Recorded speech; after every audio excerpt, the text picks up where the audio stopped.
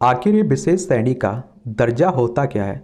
क्योंकि अभी हाल ही में बिहार के मुख्यमंत्री ने बिहार को विशेष श्रेणी का दर्जा देने की मांग की है और बिहार पहले भी मांग एक करता रहा है, तो ज़रूरी हो जाता है टॉपिक। और इस तरह के टॉपिक से आपके एग्जाम में क्वेश्चंस भी पूछे जाते हैं, चाहे आप लोग सिविल सर्विस की तैयारी कर रहे हो, स्टेट पीसीएस की तैयारी कर रहे हो, या फिर आप लोग वनडे एग्जाम की तैयारी कर रहे हो।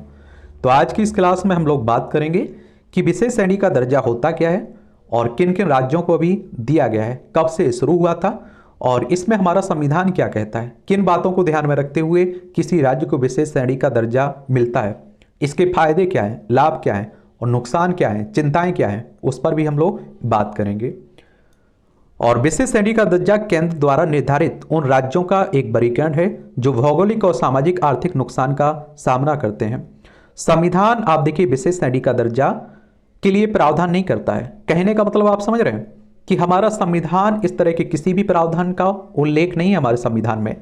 यह वर्गीकरण बाद में 1969 में पांचवें वित्त आयोग की सिफारिश के आधार पर किया गया था। और वित्त आयोग की बात करें तो आप देखते हैं कि एक संवैधानिक संस्था है, संविधान के अनुच्छेद 280 के तहत इसकी स्थापना की गई है।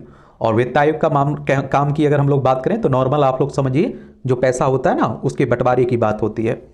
पहली बार 1969 में जम्मू कश्मीर, असम, नागालैंड को यह दर्जा दिया गया था। और पूर्व में योजना आयोग की राष्ट्रीय विकास परिषद द्वारा योजना के तहत सहायता के लिए SCS यानी कि विशेष श्रेणी का दर्जा प्रदान किया गया था। और असम, नागालैंड, हिमाचल प्रदेश, मणिपुर, मेघालय, सिक्किम, त्रिपुरा, अरुणाचल प्रदेश, मिजोरम, उत्तराखंड, तेलंगाना सहित 11 राज्यों को विशेष श्रेणी का दर्जा दिया गया है। तेलंगाना सबसे नया है जिसे विशेष ये दर्जा मिला हुआ है, विशेष श्रेणी का दर्जा, क्योंकि यह आंध्र प्रदेश से अलग होकर 2014 में राज्य बना था। लेकिन याद रखिए 14वें वित्त आयोग ने पूर्वोत्तर और 3 पहाड़ी राज्यों को छोड़कर अन्य राज्यों के लिए विशेष श्रेणी के दर्जे की बात कही है, अभी एक खत्म नहीं हुआ है। और इसने सुझाव दिया है कि प्रत्येक राज्य के संसाधन अंतर को हर हस्तांतरण के माध्यम से भरा जाए और केंद्र से कर राजस्व में राज्य की हिस्सेदारी 32% से बढ़ाकर 42% करने का आग्रह किया गया है। और जो विशेष श्रेणी का दर्जा होता है ये विशेष स्थिति से अलग किस तरह से होता है, क्योंकि आप देखिए जम्मू कश्मीर को विशेष स्थिति का दर्जा मिला हुआ था। बढ़े हुए विधायी और राजनीतिक अधिकार प्रदान करता है क्या, विशेष स्थिति, और जबकि विशेष श्रेणी का दर्जा केवल आर्थिक और वित्तीय पहलुओं से संबंधित है।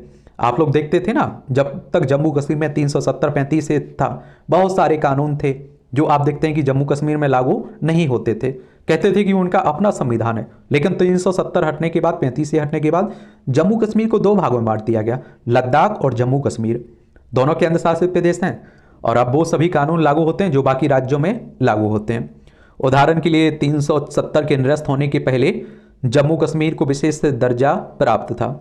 अब इसके निर्धारक क्या हैं विशेष श्रेणी के दर्जे के, तो गाडगिल सिफारिश पर आधारित हैं। पहाड़ी इलाका होना चाहिए, कम जनसंख्या घनत्व या फिर जनजातीय जनसंख्या का बड़ा हिस्सा होना चाहिए, पड़ोसी देशों के साथ सीमाओं पर सामरिक स्थिति होनी चाहिए, आर्थिक और आधारभूत संरचना पिछड़ापन होना चाहिए, राज्य की वित्त की अव्यवहार प्रकृति होनी चाहिए। उन राज्यों को ये विशेष श्रेणी का दर्जा मिल सकता है।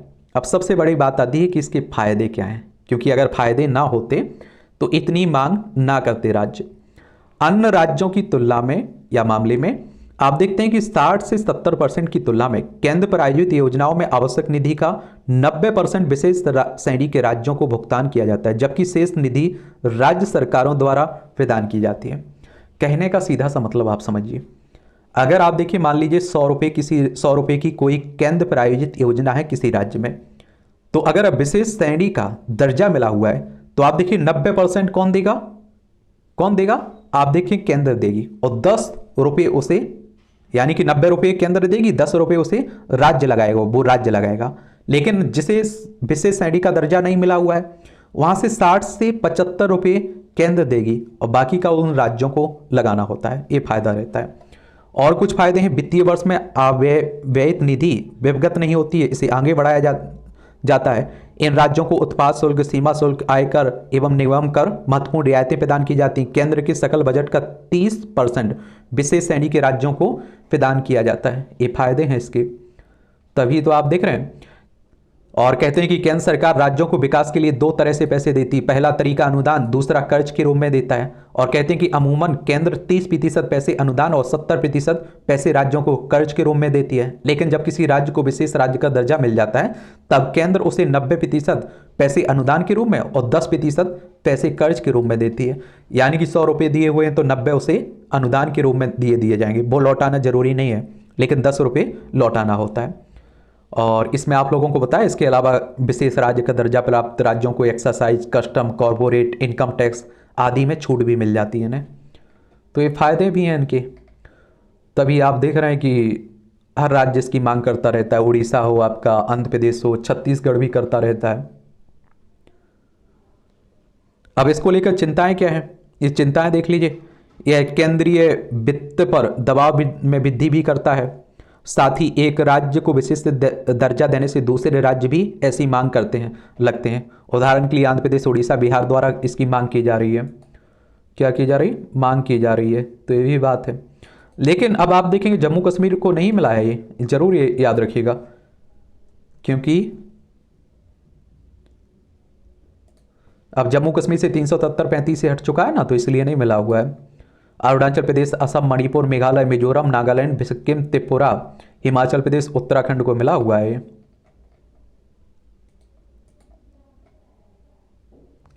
लेकिन मांग होती रहती है, क्या कर सकते हैं।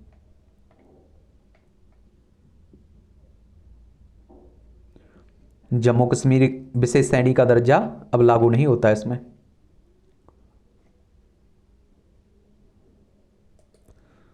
चलिए, तो यही आप लोग याद रखिएगा। इसके बारे में अगर क्वेश्चंस पूछा जाए तो ज़रूर आप लोग बता पाएंगे।